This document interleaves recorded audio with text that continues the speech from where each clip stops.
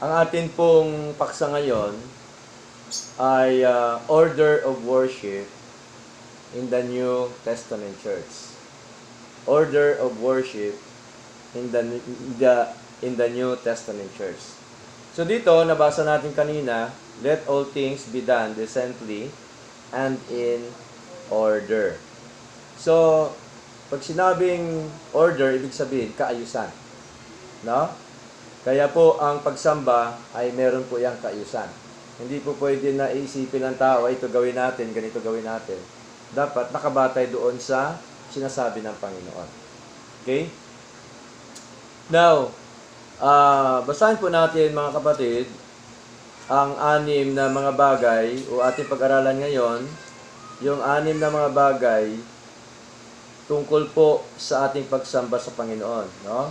O mga 6 na elementong mga bagay o mga elemento sa pagsamba, no, sa ating Panginoon. There are 6 elements of worship inside the church.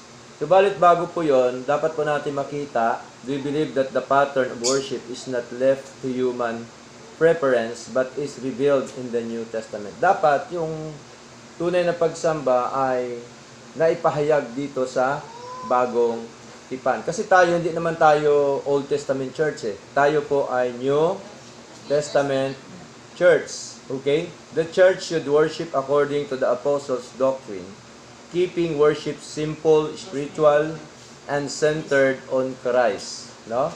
Ganun po ang tunay na pagsamba, mga kapatid, na wala na hong maraming mga kung ano-ano pa, no? At ito po ay ayon po ito sa mga doktrina ng apostol, ang pagsamba at ang pagsamba is spiritual at ang sentro po walang iba kundi ang ating Panginoong Hesus Kristo. So, dito makita ho natin na alam po natin na ang Diyos ay Diyos ng kaayusan. God is the God of order. No? Siya po ang kaayusan. Kasi ang Diyos po ay Diyos ng kaayusan po yan. Hindi siya Diyos ng kaguluhan. No? Hindi siya Diyos ng kakalatan. Eka nga. Kundi siya po ay Diyos ng kaayusan. Okay? So number 1, para po maano lang po tayo, no, ma-equip sa mga aral po ng Panginoon. Number 1, worship begins with reverence and prayer. Kaya tayo, di ba sa pagsamba natin, nananalangin tayo sa Lord. Yung tinatawag po na opening prayer. So ginagawa po natin yan sapagkat yun po talaga ay biblical. Before anything teaching, preaching, God's people approach Him with reverence. So tayo ay nagsasalita, nagsasabi po sa ating Panginoon na may paggalang po sa pagitan po ng ating panalangin. So dito natin ngayon makita sa aklat po ng Philippians chapter 4 verse 6 po.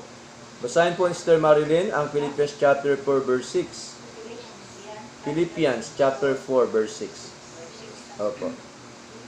Huwag kayong mga balisa sa anumang bagay, kundi sa lahat ng mga bagay sa pamamagitan ng panalangin at daing na may pagpapasalamat ay ipakilala ninyo ang inyong mga kahilingan sa Diyos. Amen. Sa atin bang opening prayer, pinapakilala natin si Lord ang ating kahilingan? Yes. No? Kaya tayo nananalangin dahil pinapakilala natin o sinasabi natin yung ating mga kahilingan po, no, sa ating Panginoon. Okay? Kaya meron tayong opening prayer. Gayon din po, no? Sa pagsamba nila ni Pedro during the time, Acts chapter 2 verse 42. Babasahin po ni Sister Agnes ang Acts chapter 2 verse 42 po. No? Ito pong sabi, at sila'y nagsipanatiling matibay sa turo ng mga apostol at sa pagsasama-sama sa pagpuputol-putol ng tinapay at sa mga pananalangin. so nandoon pa rin po yung prayer, yung pananalangin po, no, sa kanilang pagsamba, no, sa ating Panginoon. So that is number 1, mga kapatid. Worship begins with reverence and prayer. Okay? Prayer acknowledges our dependence upon God and seeks His blessing upon the worship service. So, mahalaga yung pananalangin, yung opening prayer, okay, sa atin pong worship service. Sunod, ano po ang ating ginagawa? Singing of hymns and spiritual songs. No? Singing of hymns and spiritual songs. The New Testament church is instructed to sing, but never commanded to use instruments, because instruments is a play. Totoo ba yan? Ang instrumento ba ay laro? Di ba? Oh. Kaya po, di ba, nakakalungkot, maraming mga born again ngayon dahil sa mga instrumento. Ang mga iba nila mga kinakanta, mga worldly na. Tama po? Dahil doon sa instrumento na natatangay sila sa kanilang emosyon. And then, di ba, merong ano ngayon, merong grupo ngayon na ginaya na yung hawak ko ang beat.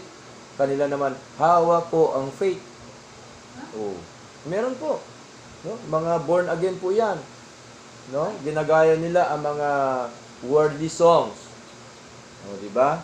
So, kasi po, ang instrumento po talaga, play po yan. Tandaan po natin, no?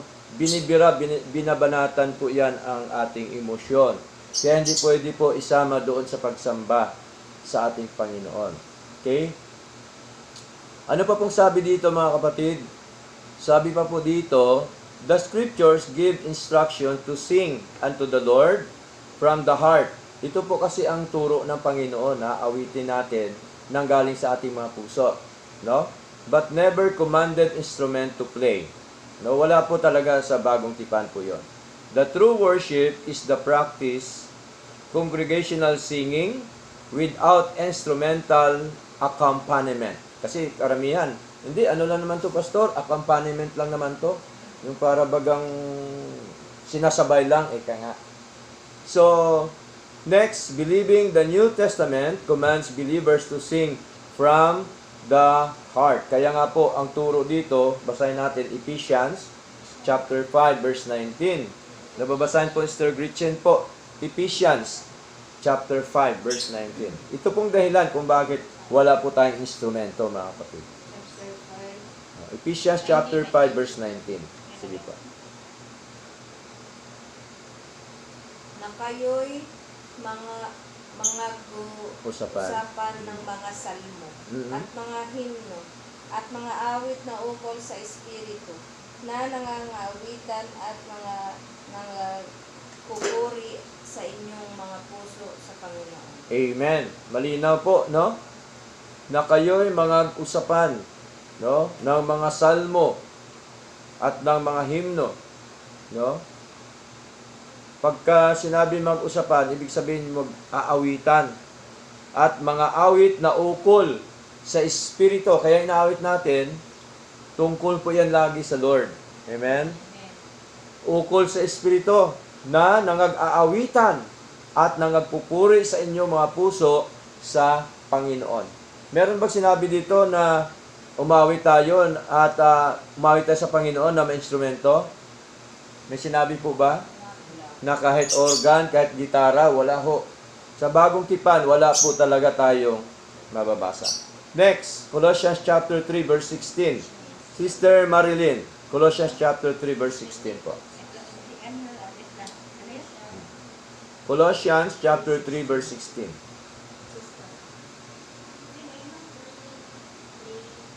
3:16 po. Colossians chapter 3 verse 16. Ah. Let the word of Christ dwell in you richly in all wisdom, teaching and admonishing one another in psalms and hymns and spiritual songs, singing with grace in your hearts to the Lord. Amen. Malinaw po, no? Psalms and hymns. No? Psalms and hymns, yung ating pag-awit. At mga espiritual na mga awitin, kaya sabi po ni Pablo, singing with grace in your hearts to the Lord. Kaya yung pag-awit, galing po sa ating mga puso. No? Hindi lamang po galing sa bibig, sa ating boses, kundi ito po ay galing sa ating mga puso. Ito po ang turo, ang instruction, ang utos po ng ating Panginoon na dapat po nating gawin sa ating pagsamba. No? During the time, yung church ng Colossus, ito po yung ginagawa nila. No? Yung church ng Efeso, ito po yung ginagawa nila. So, ganun din po tayo, no? Sa ating pagsambang ito, talaga hong ay umaawit tayo ng mga espiritual na awitin na galing po sa ating mga puso para po sa ating Panginoon. Next, Hebrew chapter 13 verse 5. Basahin po ni Sister Edna. Hebrew chapter 13. Hebrew chapter 13 verse 15 po pala. Verse 15 po. By him, therefore, let us offer the sacrifice of praise to God continually. That is the fruit of our lips, giving thanks to his name. Amen. No? The sacrifice of praise to God. No? Kaya tayo, pag sinabing praise to God, nagpupuri tayo sa Diyos. No? Pagpupuri natin sa Diyos ay bunga ng ating mga labi. No? Ibig sabihin yung pag-awit natin sa Lord. Okay? Kaya sabi dito, the fruit of our lips giving thanks to His name. Kaya tayo ay umaawit, nagpupuri sa Diyos sapagkat ay bunga po ito ng ating mga labi, hindi lamang labi, of course, ito po ay dapat sabi ni Lord ay galing po sa ating mga puso. Okay? Next, 1 Corinthians chapter 14 verse 15. Babasahin ni Sister Maymay. 1 Corinthians chapter 14 verse 15. Sige po. Ano nga ito? Mananalangin ako sa Espiritu, at manalangin din naman ako sa pag-iisip. Aawit ako sa Espiritu, at aawit din naman ako sa pag-iisip. Amen. Kaya nga po, ang pagpupuri natin, in spirit and in truth. Okay? Kasi po, umaawit tayo sa Espiritu. Tama? Ang Espiritu ng Diyos, kasama nating Espiritu, na tayo po ay umaawit sa ating Panginoon. The emphasis is on the voices of God's people praising Him together. Okay? At tandaan po natin, ang unang nag-introduce ng organ ay si Pope Vitalian, no? Pope Vitalian introduced the organ into church worship is called a medieval, means belief tradition during 666 AD. So, sila po ang during that time nag-introduce po niyan. Pero hindi po talaga originally galing po sa Lord. Sapagkat si Lord po during that time, nung kasama niya mga lagad niya, ay umawit sila ng mga himno. No, nabasa natin yun, nakaraan. Okay? Habang sila naglalakad, umawit sila ng mga himno, pagpupuri po sa ating Panginoon. So, ibig sabihin po, ang instrumento is human invention. No? Human invention. Invento lang po yan ng tao. Hindi talaga po yan aral ng Panginoon. Okay? Ngayon, maraming nagsasabi, paano naman, Pastor, yung lumang tipan si David, gumamit ng instrumento? Okay? So, ang tanong, noong time ni David ba, New Testament church ba yon? Hindi. Yeah. Old po yon, Old Testament po yon eh. Para bagang ganito lang. Si Noe, inutusan ni Lord gumawa ng daong. Kailan ba natin gumawa ng daong? Hindi. Kay Noe lang yun eh. Tama? Parang kay David lang din po yun. Inutos ni Lord kay David, sa panahon lang yan ni David. Tama? At na mga Israelita during that time. Kasi sa paghandog nila noon, ng mga hayop, may mga tugtugan sila. Okay? So, yun po ang kanilang ginagawa during that time. Kaya po, sa panahon ngayon, o sa ating New Testament Church, ay wala hong tinuro si Lord, kundi ang tinuro niya ay umawit kayo ng mga himno, ng mga salmo, na nanggagaling sa inyong mga puso, para sa Panginoon. Okay? So, malinaw po yan, mga kapatid. No? At, kaya natin yun hindi ginagawa, hindi para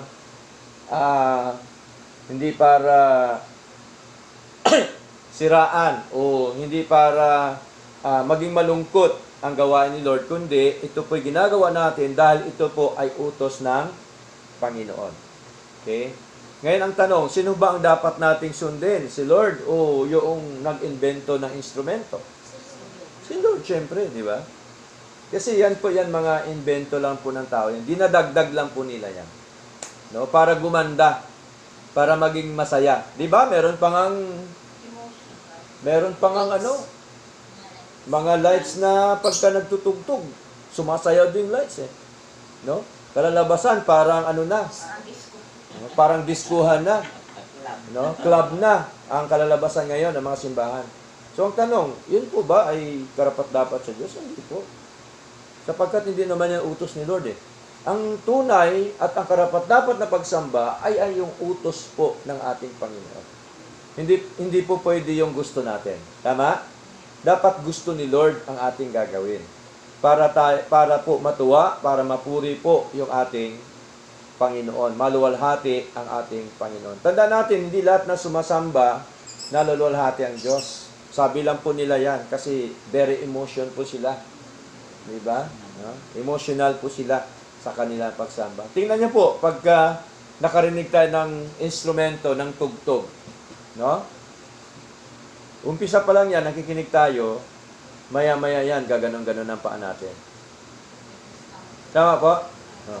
Pagka gumanon-ganon ang paa natin yan, maya-maya, gaganon-ganon na tayo yan. Kasi nga, emosyon eh. No? Pinupukaw ang emosyon ng tao. Pagka gumanon-ganon na, pagka nagkayayaan na, doon na sa gitna, bibira na yon. Di ba? Totoo po ba yan? Totoo yan. Kasi po ang instrumento, matindi yan makahatak ng emosyon po. Ang paglilingkod sa Lord, hindi emosyon, katotohanan dapat.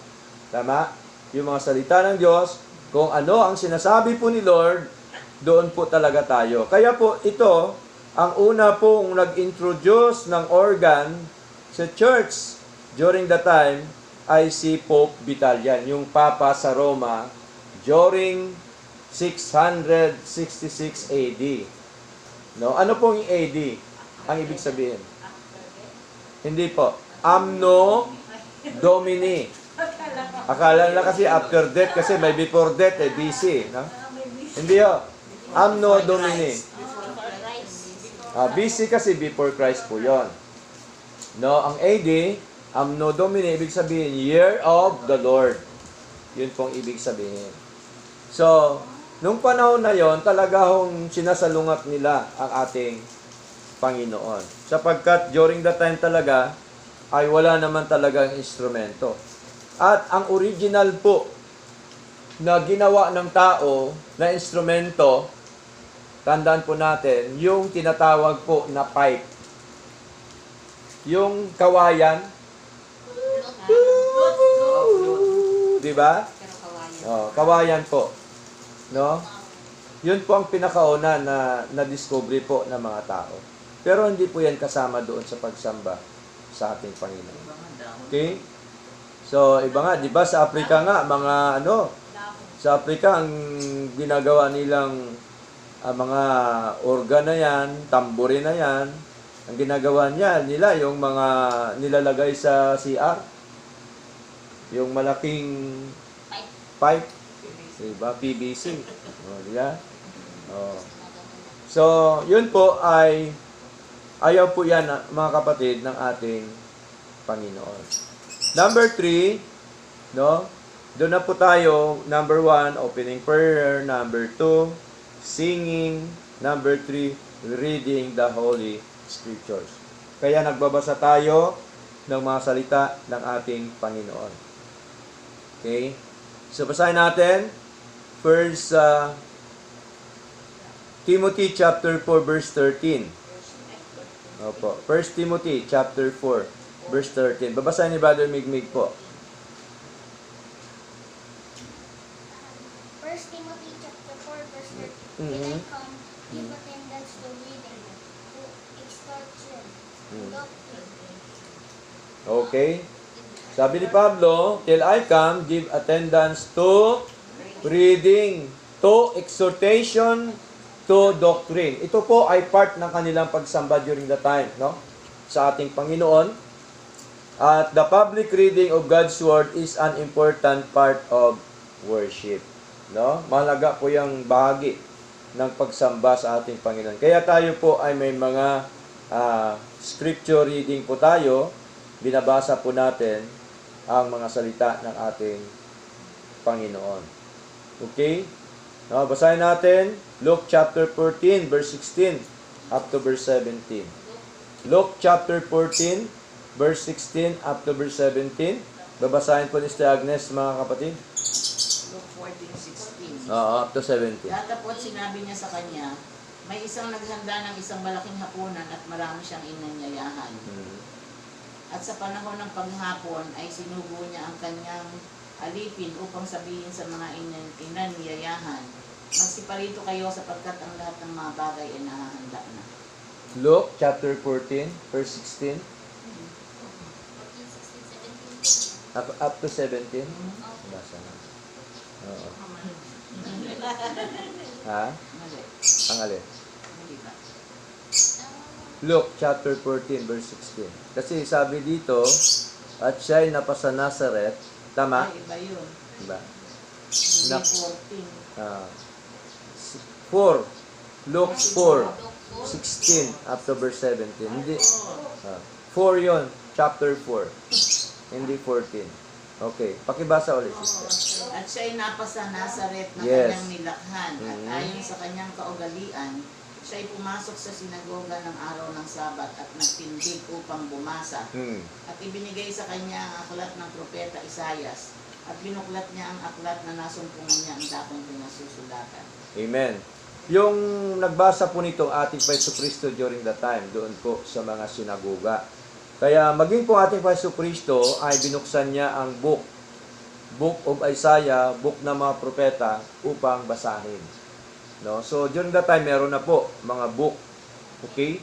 So the scriptures prepare the congregation worshiping God and receive biblical instruction. So ang dahilan kung bakit meron tayong scripture reading, no? O reading the Holy Scriptures. Number 4, ginagawa din po natin yon. Number 4, preaching the Word of God. No? Preaching the Word of God. The preaching of the Gospel is the central part of worship. The minister faithfully declares God's Word for the instruction, comfort, edification, and nourishment of God's people. Kaya ang mga ngaral talaga, yung pinapangaral niya, Word of God lang. Hindi ho niya pwede ipangaral yung mga sa labas. Yung politika, o ang anuman, no? So, buhay niya o anuman, hindi ho. Kailangan Word of God. Nakasentro talaga sa mga salita po ng ating Panginoon. Ngayon ang tanong, kailan ipangaral ang salita ng Diyos? Mamaya ba? Bukas ba? Instant, in season, out of season. Di ba? Halimbawa, hindi season ng rambutan ngayon, di pwede may pangaral sa salita ng Diyos. Out of season, and in season and out of season. Instant in season and out of season. Basahin natin, 2 Timothy chapter 4 verse 2. Okay. Sister Marilyn po, pakibasa. Ipangaral mo ang salita, magsikap ka sa kapanahunan, Mm. magsali kapanahunan, sumawata ka, sumaway ka, mangaral ka na may buong pagpapahinuho at pagtuturo. Amen. So malina, no? Be instant in season, out of season. Ang pangangaral ng salita po ng Diyos. Ibig sabihin, walang oras, walang kung ano man, walang panahon. Oo, all the time, ipangaral po dapat ang mga salita ng ating Panginoon. So, kailangan tayo magsikap, mangaral, magbahagi, no? Mag-encourage ng mga aral po ng ating Panginoon. At ang sabi po ng ating Panginoon, ang salita pala ng Diyos ay nagre-rebuke, no? No? Sumasawata, no? Sinasawata tayo ng mga salita ng ating Panginoon. Okay? Now, ano pa po? Acts chapter 20, verse 27 up to verse 28. Sister Gretchen po ang magbasa. Acts chapter 20, verse 27 up to verse 28 po. Sige po. Acts 20, 27. Sapagkat hindi ko ikinait ang pagsasaysay sa inyo ng buong kapasiyahan ng Diyos. Mhm. 28 po. 28. Ingatan. Ingatan ninyo ang inyong sarili at ang buong kawan. Nasa kanila'y ginawa kayo ng Espiritu Santo ng mga obispo Mm. upang pakanin ninyo ang iglesia ng Panginoon na binili niya ng kanyang sariling dugo. Amen. No? Sabi ni Pablo, malinaw po na kanyang isinasaysay yung buong kapasyahan ng Diyos. No? Pag sinabing buong kapasyahan ng Diyos, yung buong mga itinuturo ng ating Panginoon. No? Kaya isinasaysay po niya, sinasabi niya, binabahagi ho niya. At ang pinakahuling saknong dito sa verse 28, ang sabi ho dito, upang pakanin ninyo ang iglesia ng Panginoon na binili niya ng kanyang sariling dugo. Yung iglesia tinutukoy, tayo po yon. Dahil tayo ay tinubos ng Jesucristo. Binili tayo ng dugo ng ating Panginoon. Kaya kailangan pakainin tayo ng mga salita ng Diyos. Pagkain is spiritual. Okay? Iba naman po yung pang-physical. Iba rin po yung pang-spiritual, which is the Word of God. The Word of God teaches that preaching does not give eternal life. Tandaan natin, no? Kasi maraming nagtuturo ngayon, taliwas. Sabi nila, sige, pangaralan mo sila ng salita ng Diyos para maligtas sila sa impyerno. Mali. Ang pangangaral ay warning. Ang pangangaral ay informasyon sa mga anak ng Diyos na sila ay niligtas ng Panginoon. Na sila, na tayo, ay tinubos ng ating Panginoong Yesu Kristo. Okay? So, but it feeds, no? Instructs and strengthens those whom God has already regenerated by His irresistible grace. Pag sabi hong irresistible grace, ibig sabihin sa Tagalog, hindi mapigilang biyaya ng Diyos. Pagka tayo biyaya ni Lord, hindi mapigilan ng sino man. Okay? Yun pong ibig sabihin ng irresistible grace. Okay. That is number 4. Preach the Word of God. Number 5. Cheerful giving or giving from the heart. Kasama po yan sa pagsamba natin. No? Ang pagbibigay galing sa puso, hindi sa pilitan. Tama? Kung ano ang kapasya ng puso mo, magbigay ka sa Panginoon. Kung ano ang conviction mo sa Lord, ibigay mo sa Lord. Giving is an act of worship, offered freely and willingly, not by compulsion. Hindi namin sa pamimilit. No? Hindi pinipilit ang pagbibigay. Okay? So kung wala kang ibigay, okay lang. Basta tuloy lang sa Lord. Amen? Amen. Hindi naman yan wala kang bibigay. Ay, ayaw ko nang sumamba pastor dyan kasi wala akong ibigay. No. No? Sapagkat ang pagbibigay, wala sa pilitan po yan. No? At alam po yan ni Lord ang motibo ng puso natin. Tama? Alam po yan ni Lord. Kaya po, ang giving, hindi po yan kinakatakutan o anuman sapagkat yun po ay dapat willing tayo, no, na magbigay sa Panginoon. Galing sa ating mga puso, ibig sabihin. Okay? Next, basahin natin, mga kapatid, aklat po ng 2 Corinthians chapter 9, verse 7 up to verse 8. Babasahin po ni Sister Edna po. 2 Corinthians chapter 9, verse 7 up to verse 8. Sige po. Magbigay ang bawat isa ayon sa ipinasya ng kanyang puso. Mhm. Huwag mabigat sa loob dahil sa kailangan, sapagkat iniibig ng Diyos ang nagbibigay na masaya. Amen. At Verse maaaring gawin ng Diyos na ang lahat ng biyaya ay magsisagana sa inyo, upang kayo na mayroong laging buong kaya sa lahat ay magsipanagana sa bawat mabuting gawa. Amen. So malinaw, no? Galing talaga sa puso, sabi ng Panginoon. Eh. Kaya nga, cheerful giving. Importante po yun. No? Magbigay ang bawat isa ayon sa ipinasya ng kanyang puso. No? huwag mabigat sa loob. Diba? No? O dahil sa kailangan. Okay? Sapagkat iniibig ng Diyos ang nagbibigay na masaya. No? Dapat masaya tayo na nagbibigay sa Panginoon. Verse 8, anong sabi? At maaring gawin ng Diyos na ang lahat ng biyaya ay magsisagana sa inyo. So pagkapalain tayo ni Lord, no? Pagkapalain tayo ni Lord, bigyan tayo ng kasaganaan ng ating Panginoon upang kayo na merong laging buong kaya sa lahat ay magsipag nagana sa bawat mabuting gawa.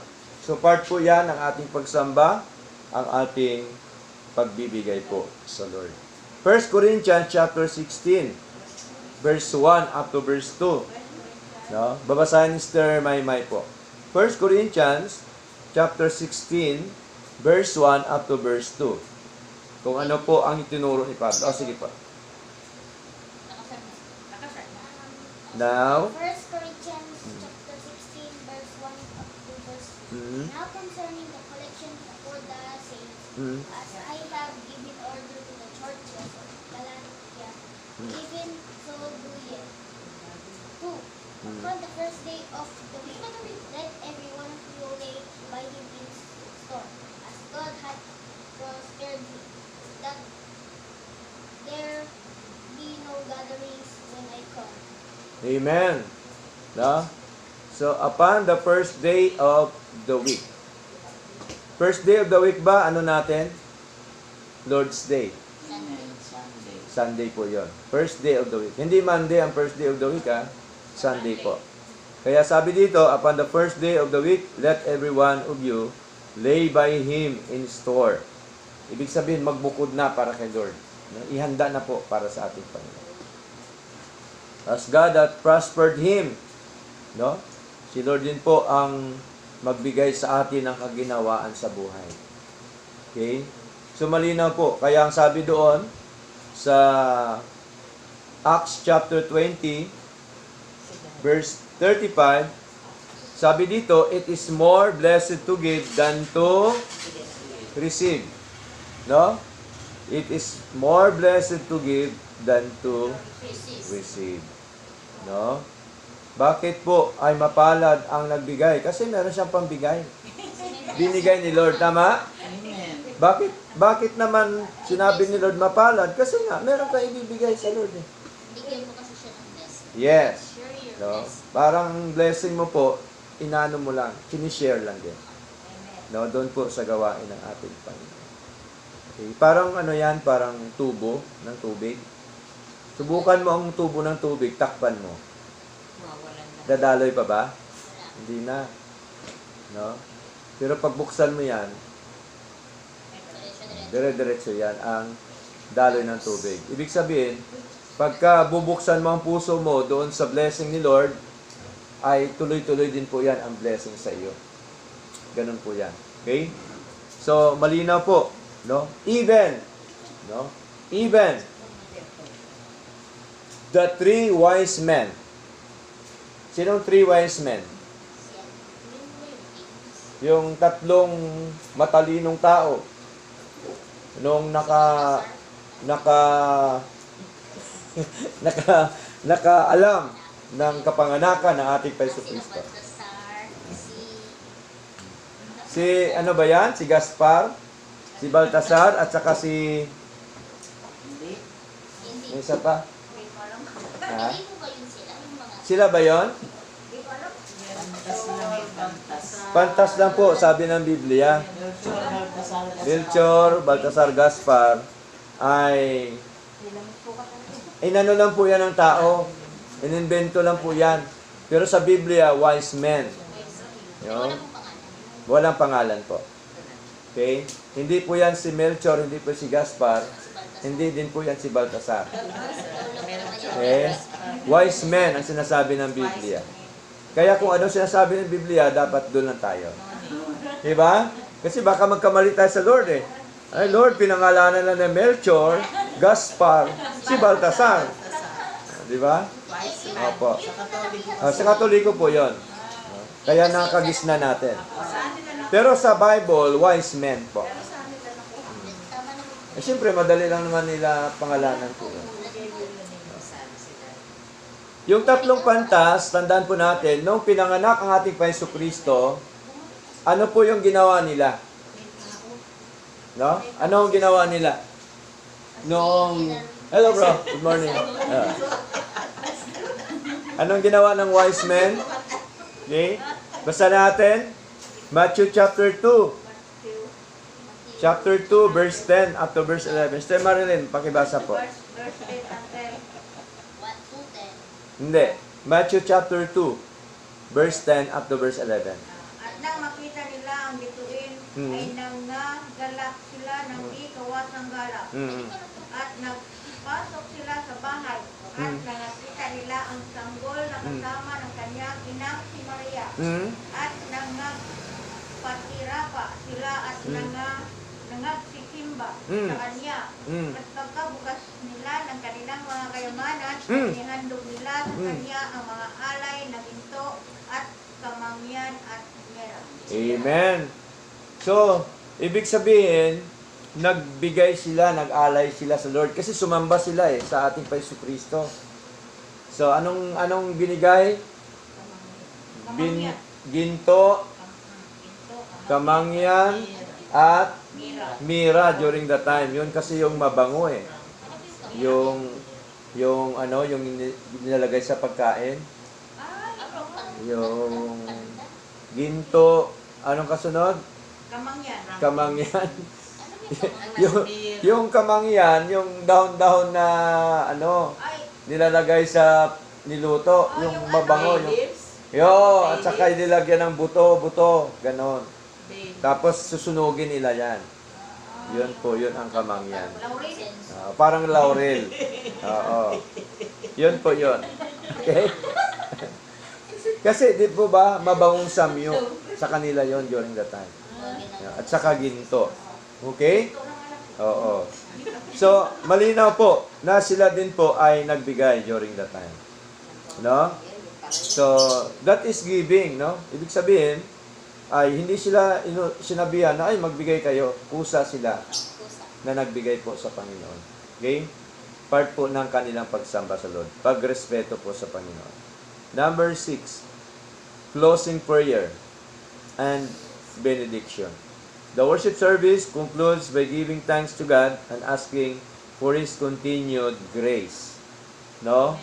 Dapat meron talagang closing prayer. So, yun po ang tunay po na pagsamba sa ating Panginoon. Basahin natin, Ephesians chapter 3. Verse 20 up to verse 21.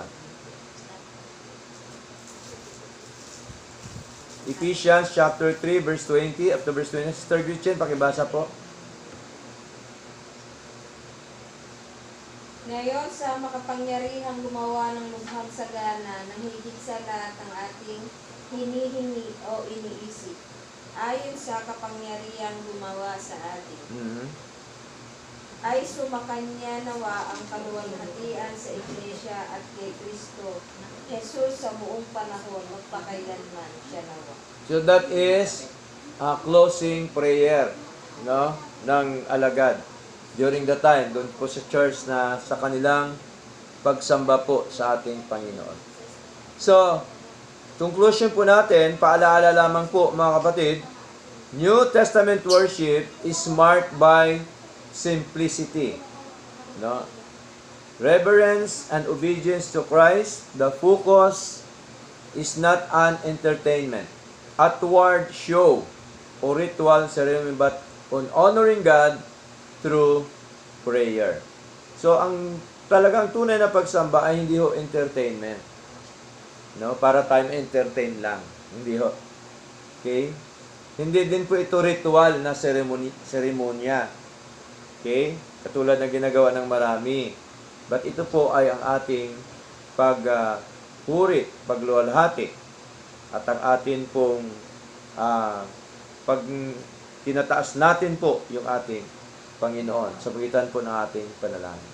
Now, congregational singing and praising, the reading and preaching of Scripture, giving and fellowship. So, ang kabuuan po nito sa Acts chapter 2 verse 42, sabi ho dito, and they continued steadfastly in the apostles' doctrine. Nagpapatuloy sila sa mga doktrina o sa mga aral ng mga apostol. Tandaan po natin, ang aral po ng apostol, kanino galing po ang aral ng apostol? Sa Panginoong Hesus Kristo. Pinasa ng ating Panginoong Kristo sa mga apostol. Pinasa naman ng mga apostol sa bawat local church. Tama? Ito po sa binanggit niya, Corinto, Efeso, Colosas, yon mga local church po yan during the time. Okay? Kaya sabi ko dito, and fellowship, kasama ang pagsama-sama, and in breaking of bread, and in prayers. This verse summarizes the essential pattern of worship practiced by the New Testament church and upheld by the believers. So malinaw po, mga kapatid, yung tamang pagsamba ay utos po ng ating Panginoon. Nasa banal na kasulatan po ang tunay na pagsamba. Kaya wag na nating hanapin ang iba pang pagsamba sapagkat ito na po ang itinuturo po sa atin ng ating Panginoon ng tunay na pagsamba po ay talaga hong galing sa ating mga puso para sa ating Panginoon. Question? Sige po. Oo nga po yung age. Po?